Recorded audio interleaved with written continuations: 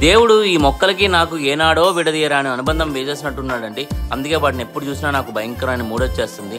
నేను నేచర్ని ఎంజాయ్ చేస్తూ పెళ్లికి రావులపాలెం వెళ్తా ఉంటే దారిలో కడియపులంక అనే ఒక ఊరు కనిపించింది. ఈ ఊరైతే అచ్చంగా నర్సరీలకే ఫేమస్. హైదరాబాద్లో మనకి దొరికే మొక్కలు నర్సరీలో ఉండేవన్నీ మ్యాక్సిమం ఇక్కడి నుంచే మనకి వస్తాయి అన్నమాట. సో నేనైతే ఒక లుక్ వేసేద్దామని చెప్పి ఖచ్చితంగా ఫిక్స్ అయిపోయాను. అసలే మనకు మొక్కలంటే పిచ్చి కదా. కానీ పొద్దు నుంచి ఏమీ తినలేదు, పెళ్లికి లేట్ అయిపోతుంది. పెళ్లిలో బాగా కుమ్మేసి రిటర్న్ వచ్చేటప్పుడు నర్సరీలు అన్నీ ఒక లుక్ వేసేద్దామని చెప్పి గట్టిగా ఫిక్స్ అయిపోయాను. సో రిటర్న్ వచ్చేటప్పుడు అయితే ఈ నర్సరీకి వెళ్ళాను. ఈ నర్సరీ ఫేమస్ ఏంటంటే లోటస్ ఇంకా వాటర్ లిల్లీ.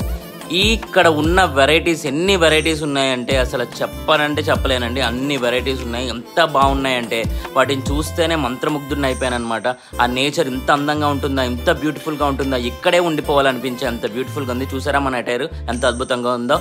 ఇదే కాదు ఇంకా చాలా నర్సరీలు చూసానండి. ఇవన్నీ పార్టులో చూద్దరు కానీ ప్లీజ్ లైక్ చేయండి.